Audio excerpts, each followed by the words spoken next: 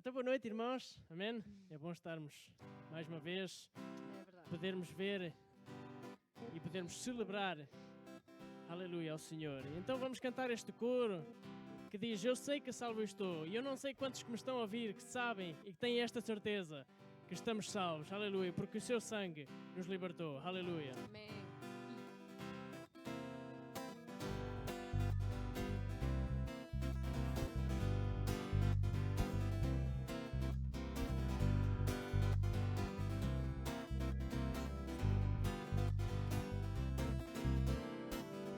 Eu sei que salvo estou, seu sangue me libertou, creio sim,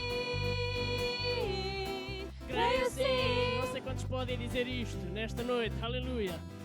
A culpa ele levou, a dor na cruz suportou, creio sim. Quantos podem crer, aleluia, creio sim. Jesus venceu.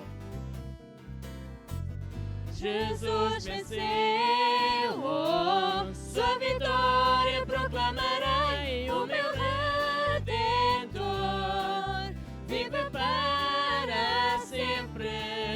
O meu Redentor vive para sempre. Aleluia, vamos cantar mais uma vez. Eu sei que salvo estou, seu sangue nos libertou. Amém. Eu sei que salvo estou, seu sangue me libertou, creio sim, eu creio, e você? Creio sim, a culpa ele levou, a culpa ele levou, a dor na cruz suportou, creio sim, eu creio sim, Jesus venceu, amém. Jesus venceu, oh, sua vitória proclamarei. O meu Redentor vive para sempre. O meu Redentor vive para sempre. Me restaurou, me libertou, com gozo seu reino anunciarei. O meu Redentor vive para sempre. O meu Redentor vive para sempre. O meu Redentor vive para sempre. O meu Redentor vive para sempre. Amém. Amém. Nosso Redentor vive para sempre. Aleluia. Mas antes disto, Ele teve que passar por um sacrifício muito grande por nós, verdade. para nos poder resgatar, para nos poder salvar. E nós devemos ser gratos a Ele por isso, por Ele ter mudado as nossas vidas, por Ele nos ter transformado. E a próxima música que vamos cantar fala sobre isso mesmo, sobre gratidão. Por isso, irmãos, nesta hora vamos louvar ao Senhor, vamos fechar os nossos olhos, vamos concentrar-nos nele e vamos agradecer-lhe por tudo o que Ele tem feito por nós, mas acima de tudo, por tudo aquilo que Ele é. Amém.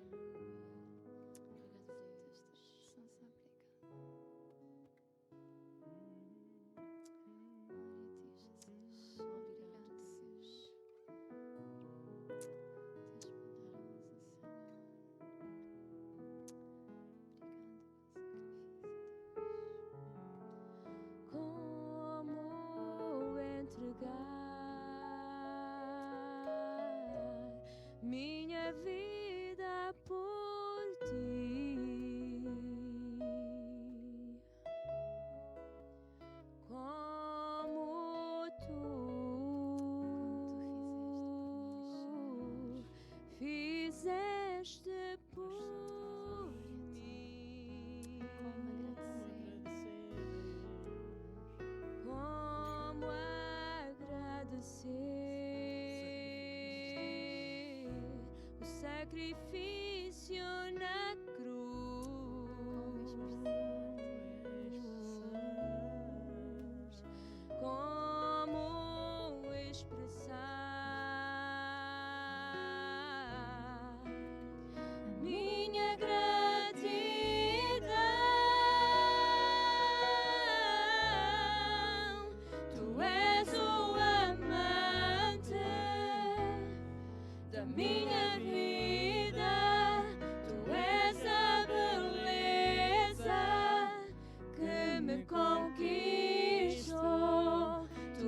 és minha força, na minha fraqueza, e teu é o sangue que escorreu por mim. Como poderei esquecer-me de ti? Tu és Jesus.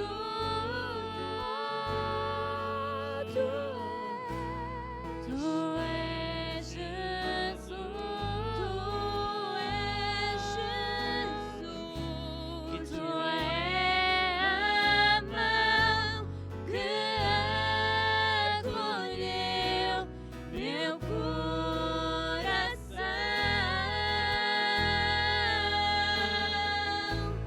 Tão grato estou, tão grato estou, tão grato estou por teres me dado a salvação.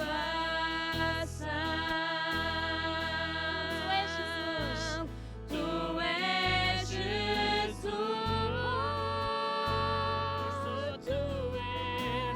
Tu és Jesus. Tu és Jesus. Tu é a mão que acolheu meu coração.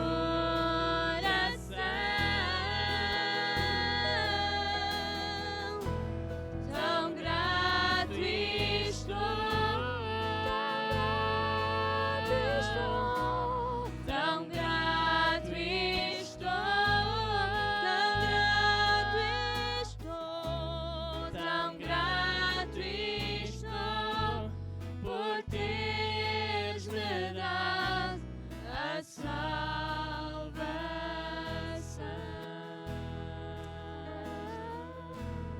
Tão grato estou, tão grato estou, Tão grato estou por teres me dado a salvação. Obrigado,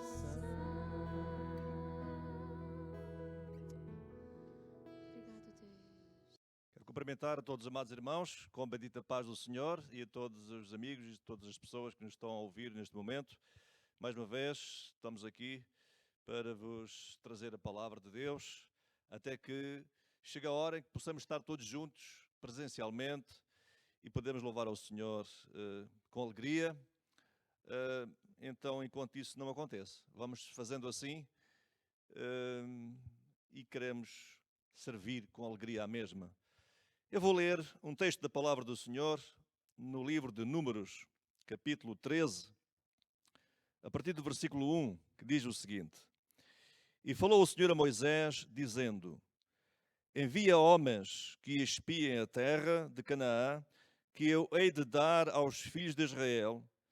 De cada tribo de seus pais enviareis um homem, sendo cada qual maioral entre eles. E enviou-os Moisés do deserto de Parã, segundo o dito do Senhor. Todos aqueles homens eram cabeças dos filhos de Israel. E agora a partir do versículo 17 até o 20. E enviou-os, pois, Moisés a espiar a terra de Canaã, e disse-lhes: Subi por aqui para a banda do sul, e subi à montanha. E vede que terra é, e o povo que nela habita, se é forte ou fraco, se pouco ou muito, e qual é a terra em que habita, se boa ou má, e quais são as cidades em que habita, se em arraiais, se em fortalezas. Também qual é a terra, se grossa ou magra, se nela há árvores ou não, e esforçai-vos e tomai do fruto da terra. E eram aqueles dias os dias das primícias das uvas. Então Moisés envia 12 espias, 12 espiões, como queremos chamar, à terra prometida, a terra de Canaã, a terra que Deus havia prometido a Abraão e aos seus descendentes, e para verem a terra, para conhecerem a terra. Terra que manava leite e mel, terra boa. Deus havia libertado o seu povo da escravidão do Egito e conduziu-os, passando pelo deserto, para a terra prometida. Então, estavam próximos de lá entrar, Moisés envia, porque foi Deus que ordenou, foi Deus que decidiu que Moisés enviasse 12 homens, 12 espias, todos eles cabeças de tribos, portanto, principais ou maiorais de cada tribo, para espiarem a terra. Eu vou usar como tema desta mensagem um grupo, 2 olhares distintos, ou 2 perspectivas distintas, diferentes. O grupo dos 12 espias voltaram ao fim de 40 dias, mas estavam divididos. Eles levaram 40 dias a espiar a terra, a ver, como Moisés havia dito, os pontos que eles deveriam ter atenção, as cidades, as pessoas que nelas moravam, se tinha árvores ou não, como é que era a terra, para que quando regressassem, apresentassem um relatório de tudo o que tinham visto, para que eles tivessem uma ideia, para saberem realmente como é que era a terra. Foram 12, mas de facto eles voltaram divididos. Como estavam divididos, apresentaram 2 relatórios diferentes. Quero aqui lembrar que, como não é nenhuma novidade para nós, a divisão normalmente causa sempre problemas, causa complicações. Foi como aconteceu aqui nesta situação. 2 perspectivas diferentes sobre o mesmo assunto. Quero lembrar que todos eles, o grupo dos 12, todos eles viram as mesmas coisas, observaram as mesmas questões, os mesmos temas, mas voltaram com ideias diferentes. O grupo dos 10 confirmou que a terra manava leite e mel e apresentaram uma amostra do fruto da terra, trouxeram um cacho de uvas, 2 homens com uma vara nos ombros, um cacho de uvas gigante, trouxeram romãs e trouxeram figos e disseram: a terra realmente mana leite e mel e este é o fruto da terra. Mas viram um grande problema para conquistar a terra. Eles viram alguma coisa que, do seu ponto de vista, era-lhes impossível, era-lhes, portanto, muito complicado entrar lá. No versículo 28, diz o seguinte: este é o relatório do grupo dos 10, o grupo maior que se dividiu, o grupo dos 12 que se dividiu. Então, ao chegar, o grupo dos 10 faz o seu relatório, apresenta, faz a sua descrição do que viram. No versículo 13, versículo 28, eles disseram o seguinte: o povo, porém, que habita nessa terra é poderoso, e as cidades fortes e muito grandes. E também ali vimos os filhos de Anak. Os amalequitas habitam na terra do sul, e os ateus, e os jebuseus, e os amorreus habitam na montanha, e os cananeus habitam ao pé do mar e pela ribeira do Jordão. Então eles ficaram desanimados e incutiram desânimo também no povo com um relatório pessimista, um relatório negativista que veio influenciar o povo também de uma forma negativa. Eu quero aqui lembrar que há pessoas muito negativas, muito pessimistas e que veem tudo negro. Se calhar podia dizer que veem tudo a preto e branco. Para eles está tudo mal, nada funciona. Há pessoas que dizem: isto não funciona, está tudo mal, está tudo ao contrário. São pessoas por natureza pessimistas, pessoas que não são pessoas não têm ânimo, não têm coragem. Mas Josué e Caleb, estes foram os 2 que ficaram juntos, portanto que se dividiram do grupo dos 10. no versículo 30, diz: Então Caleb fez calar o povo perante Moisés e disse: Subamos animosamente e possuamo-la em herança, porque certamente prevaleceremos contra ela.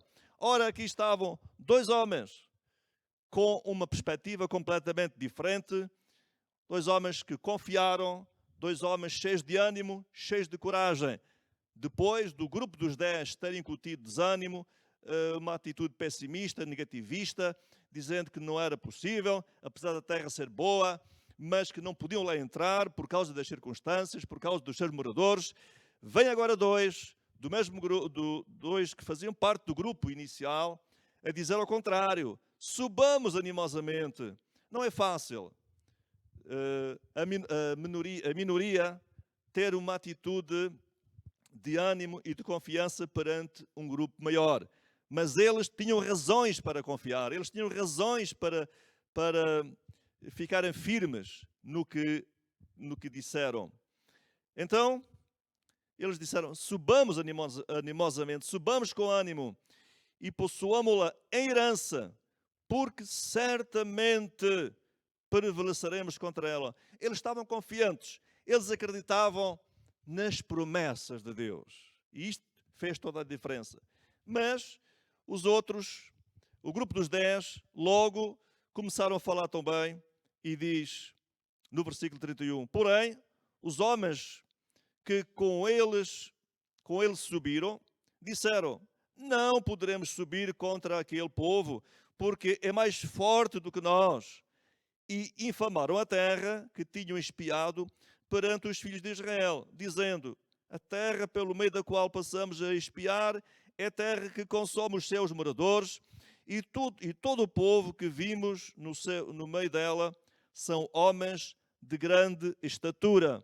Também vimos ali gigantes, filhos de Anak, descendentes dos gigantes, e éramos aos nossos olhos como gafanhotos, e assim também éramos aos seus olhos. Então, o grupo dos 10 volta outra vez à carga a dizer: não podemos subir, porque há ali gigantes, homens mais fortes do que nós, muito poderosos, não há hipótese. Porquê?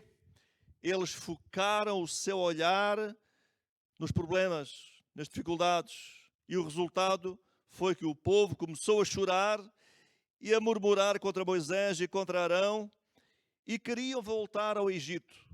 Não era essa de forma alguma o que Deus tinha preparado para eles. Não era o plano de Deus. O plano de Deus é que eles chegassem à terra prometida, porque o Senhor os libertou da escravidão do Egito. Mas este grupo de 10 espias estava-lhes a incutir desânimo, e o povo quis voltar atrás, quiseram levantar um capitão e quiseram voltar ao Egito novamente. De forma alguma. Deus, quando nos liberta, Deus, quando nos livra da escravidão, do pecado, da morte eterna, é para seguirmos em frente, sermos fiéis e jamais voltar para trás. A palavra do Senhor diz que aquele que lança a mão do arado e olha para trás não é apto para o reino dos céus. O crente deve olhar para os problemas como uma oportunidade para ver a glória de Deus e não para ficar desanimado, não para ficar derrotado. É verdade que muitas vezes nós enfrentamos problemas, enfrentamos dificuldades, lutas, tribulações, doenças, tanta coisa que se nos depara diante de nós, que nos vimos incapazes de ultrapassar, mas devemos encarar essa situação como oportunidades que Deus nos dá para vermos Deus operar, para vermos Deus trabalhar, para vermos Deus remover montanhas, abrir portas, etc. Fazer coisas grandes, fazer coisas maravilhosas. Já imaginou como é que o Senhor poderia curar os enfermos se não houvesse pessoas doentes? Como é que o Senhor poderia salvar o pecador se não houvesse pecadores? Como é que Jesus teria ressuscitado de Lázaro se ele não tivesse morrido? Etc. Então, como é que o Senhor poderia ter feito aquele milagre lá no deserto, multiplicar o pão, se não houvesse aquela necessidade de o fazer? As situações, ou todas as circunstâncias difíceis, são oportunidades excelentes para nós vermos a glória de Deus. Tal como o Senhor disse às irmãs de Lázaro: se creres, verás a glória de Deus. Então Josué e Caleb tentaram animar o povo. No capítulo 14, logo no capítulo 14 deste mesmo livro, e versículo 6, estes dois homens que se destacaram pela sua confiança no Senhor, pela sua confiança nas promessas de Deus, que não se deixaram influenciar pelos colegas, os 10 que eram do mesmo grupo, mas que apresentaram uma atitude pessimista, falta de fé, uma atitude de incredulidade. Josué e Caleb disseram, a partir do versículo 6, e Josué, filho de Nun, e Caleb, filho de Jefoné, dos que espiaram a terra, rasgaram as suas vestes, uma atitude de indignação, por causa de alguma coisa que não concordavam, e falaram a toda a congregação dos filhos de Israel, dizendo: a terra pelo meio da qual passamos a espiar é terra muito boa. Se o Senhor se agradar de nós, então nos porá nesta terra e não-la dará terra que mana leite e mel. Gostaria de realçar o versículo 8. Uma grande verdade, algo que nós devemos ter muito em conta. Se o Senhor se agradar de nós, note bem, se o Senhor se agradar de nós, então nos porá nesta terra e não-la dará. Aleluia! Devemos ter esta preocupação. Será que o que eu faço, o que eu digo e o que eu penso, será que eu estou a agradar a Deus? Nós não temos que ficar a pensar que, ou seja, normalmente costuma-se dizer que o Senhor nunca agradou, não pôde agradar a todos. Ele não tinha que agradar a ninguém, a não ser ao Pai. Nós é que temos que ter o cuidado de lhes agradar. Fazer o que é agradável a Ele. A certa altura Jesus disse: o Pai me ama porque eu faço sempre o que lhe agrada. Faço sempre o que lhe agrada. O apóstolo Paulo faz referência ao povo de Israel quando passou pelo deserto, por causa das suas atitudes, por causa do seu comportamento, e como muitos não entraram na terra prometida por causa da sua atitude de murmuração, de desobediência. No capítulo 10 de 1 aos Coríntios e versículo 5, Paulo diz assim: mas Deus não se agradou da maior parte deles, pelo que foram prostrados no deserto. Ora, o Caleb disse: se o Senhor se agradar de nós, Ele nos dará a terra. E Paulo faz referência a esta passagem, às escrituras referentes a este acontecimento. Porque o Senhor não se agradou. E aqueles dos quais o Senhor não se agradou foram prostrados no deserto e não entraram na terra prometida. Nós, os crentes, estamos a caminhar para a terra, para a pátria celestial, para a Canaã celestial, para o céu. É como se fosse a terra prometida. Mas devemos ter cuidado. Será que o Senhor se está a agradar de nós? Porque se o Senhor não se agradar de nós, será que o mais certo é que fiquemos prostrados também, como os outros também ficaram. O nosso principal alvo na vida, meus amados irmãos e meus amigos, o nosso maior alvo na vida deve ser nos esforçarmos para agradar a Deus. Não a nós mesmos, não aos nossos vizinhos, não a quem quer que seja, mas em primeiro lugar, em cima de tudo, agradar a Deus. E para agradar a Deus, temos que ter fé. É pela fé que nós podemos agradar a Deus. Hebreus capítulo 11, versículo 6 diz que sem fé é impossível agradar a Deus, porque é necessário que aquele que se aproxima de Deus creia que Ele existe e que é galardoador dos que o buscam. Ora, aquele grupo dos 10 faltou-lhes a fé. Por isso não acreditaram nas promessas de Deus, porque lhes faltou a fé. Mas os outros tiveram fé suficiente para acreditar. Por isso eles tentaram animar o povo. Por isso uma pessoa sem fé, uma pessoa desanimada, derrotista, tenta transmitir e incutir esse desânimo, essa derrota, essa atitude negativa também aos outros. No capítulo 1 do Salmo número 1, diz: bem-aventurado o varão que não anda segundo o conselho dos ímpios. E quero dizer que aquele grupo dos 10 procedeu de uma forma ímpia. Portanto, tiveram uma atitude ímpia. Procederam impiamente. O ímpio é aquele que não tem fé, que não acredita, que não aceita as promessas de Deus, que não crê em Deus, que rejeita as coisas de Deus, que não obedece. Portanto, não confiaram nas promessas de Deus, focaram seu olhar nos problemas e disseram mal da terra, infamaram a terra, tiveram uma atitude de incredulidade. A atitude de Josué e Caleb foi completamente o contrário dos 10. Eles não ignoraram as circunstâncias. Não foi uma questão de ignorância. Apenas confiaram verdadeiramente nas promessas de Deus. Nas promessas que Deus tinha feito a Abraão. Gênesis capítulo 15, versículo 18, disse o Senhor a Abraão: naquele mesmo dia fez o Senhor um concerto com Abraão, dizendo: à tua semente tenho dado esta terra, desde o rio do Egito até ao grande rio Eufrates. Então eles acreditaram, eles confiaram, viram todos o mesmo, não ignoraram a situação, mas eles acreditaram que se o Senhor prometeu, o Senhor vai cumprir. Se o Senhor disse, o Senhor faz, porque Deus é fiel. O Senhor disse para Jeremias: viste bem, Jeremias, eu velo sobre a minha palavra para a cumprir. Deus foi fiel no passado, Deus continua a ser fiel e Deus sempre será fiel. Ele sempre velará pela sua palavra para a cumprir. Deus tem um compromisso sério com a sua palavra. Então, meu amigo, meu irmão, acredite nas promessas de Deus. Jesus disse: passarão os céus e a terra, mas as minhas palavras não passarão. Elas vão se cumprir, nem uma vírgula, nem nada cairá da sua palavra sem que se cumpra.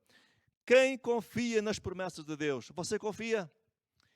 Você confia nas promessas gloriosas do Senhor? Josué e Caleb confiaram. Por isso entraram na terra prometida. Foram os únicos que, daquela multidão que saiu do Egito, e calcula-se que terão sido um grupo de aproximadamente 3 milhões de pessoas. A Bíblia fala de 600 mil de pé. São homens, mas contando as esposas, contando filhos, calcula-se que seria um número aproximado de 3 milhões de pessoas. Mas veja, no final, só 2 é que entraram na terra prometida, daqueles que saíram do Egito. E os seus nomes, Josué e Caleb, porque eles fizeram a diferença. Eles confiaram, eles perseveraram em confiar no Senhor e em servir ao Senhor. Mas, para terminar, gostaria de falar um pouco acerca de quem foi Josué e quem foi Caleb. Qual o seu relacionamento com Deus? Quem eram estes homens? Qual o seu procedimento? Vou assim, de uma forma muito resumida, apresentar quem eram estes homens. A Bíblia diz que Josué foi um servo fiel e companheiro de Moisés. Andava próximo de Moisés, servidor de Moisés, um homem dedicado, fiel a Deus.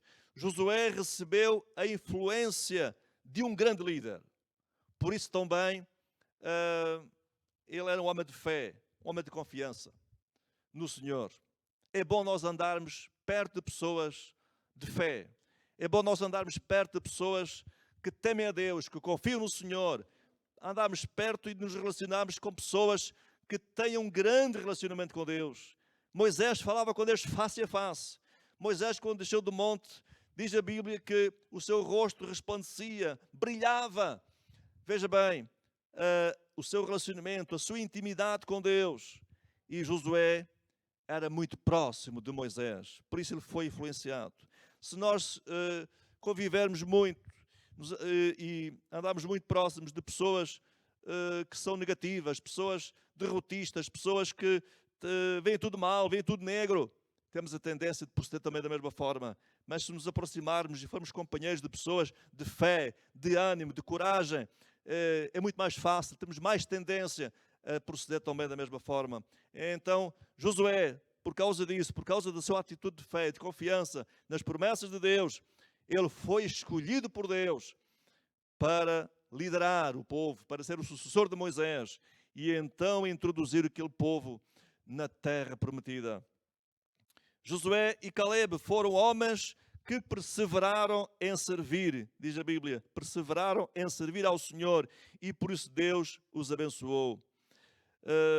Caleb, diz a Bíblia que Moisés tinha falado com ele e que ele iria ter herança na terra prometida. Isso aconteceu e vimos, não vou ler para remir o tempo, mas há alguns versículos no livro de Deuteronômio, no livro de Números, que diz que, e de Josué também, que como ele herdou uma área, um terreno na terra prometida, porque ele foi fiel, ele perseverou em servir ao Senhor e confiou nas suas promessas. E para terminar, a Bíblia ensina-nos que devemos manter o nosso olhar focado em Deus e não nos problemas. Diz Isaías 45, 22, olhai para mim, vós, todos os termos da terra, e sereis salvos. Olhai para mim. O nosso pensamento deve permanecer focado nas coisas que são de cima, nas coisas que são do céu. Se já ressuscitados com Cristo, pensai nas coisas que são de cima e não nas que são da terra. Devemos manter o nosso pensamento muito mais focado, muito mais ocupado com as coisas que são de cima, com as coisas do céu, com a nossa pátria celestial, com o lugar por onde nós iremos passar a eternidade, do que com as coisas terrenas, com as coisas perecíveis, com as coisas desta vida, que são muito passageiras, muito rápidas e efêmeras. E o nosso coração deve estar no tesouro que deve estar no céu. Jesus disse, não ajunteis tesouros na terra, onde a traça e a ferrugem consomem, os ladrões minam e roubam, mas ajuntai tesouros no céu, onde nem a traça nem a ferrugem consomem, e onde os ladrões não minam nem roubam, porque onde estiver o vosso tesouro, aí estará também o vosso coração. Eu queria perguntar, onde é que você está a acumular tesouros? Está a acumular tesouros na terra? Os tesouros aqui na terra, podemos perdê-los a qualquer momento. Não são seguros, não são garantidos. O tesouro que é garantido, que é seguro, é aquele que nós colocamos no céu. E isso tem a ver, traduz-se por aquilo que nós fazemos aqui para servir ao Senhor, para lhe agradar. Eu termino lançando-lhe este desafio. Confie nas promessas de Deus. A Bíblia diz que é melhor confiar no Senhor do que confiar no homem. É melhor confiar no Senhor do que confiar nos príncipes. A palavra de Deus é verdadeira e fiel. A palavra de Deus não passa. A palavra dos homens é falível, passa. Mas a palavra de Deus é fiel, é verdadeira. Confie no Senhor. Confia no Senhor de todo o teu coração e não te estribes nos teus próprios entendimentos. Entrega o teu caminho ao Senhor. Confia nele e Ele tudo fará. O meu desejo é que esta palavra possa ter servido para abençoar a sua vida, o seu coração. E que nós possamos um dia nos encontrar e dar glória a Deus, nos alegrar juntos, porque um dia confiamos no Senhor. Vou terminar também com uma oração, como é costume. Continuar a orar pelas famílias, continuar a orar pela igreja e continuar a orar por esta nação. E para que Deus nos ajude a caminhar fiel e confiando na sua palavra, confiando nas suas promessas. Porque sim, em Deus sim, vale a pena confiar de todo o coração. Obrigado, Senhor, porque nos tens guardado até aqui, porque tu tens sido fiel e sempre serás, Senhor. E a tua palavra não passa, Senhor, a tua palavra é a verdade. Neste momento, Senhor Deus, eu dou-te graças por aquilo que tens feito. Dou-te graças, ó Deus, pela tua bondade, pelo teu amor, Senhor, pelo teu cuidado, e porque podemos clamar a Ti, Senhor, sabendo que Tu nos ouves. Tu dizes na Tua palavra, Senhor, clama a mim e responder-te-ei, e anunciar-te-ei coisas grandes e firmes que não sabes. Ó Deus, eu oro por aqueles que nos estão a ouvir, oro pelos irmãos, oro por todos os amigos, oro por todas as pessoas que nos possam ouvir através deste sistema, Senhor. Deus, que toques as suas famílias, cures as suas enfermidades, que guardes, que abençoes, que fortaleças, ó Senhor, e que muito em breve, ó Deus, esta situação, esta fase difícil que estamos a passar, Senhor, possa ser ultrapassada e possamos nos juntar e juntos, ó Deus, possamos glorificar o Teu nome, Te exaltar, Senhor, como Tu mereces. Pai, Te agradeço tudo, em nome de Jesus. Amém.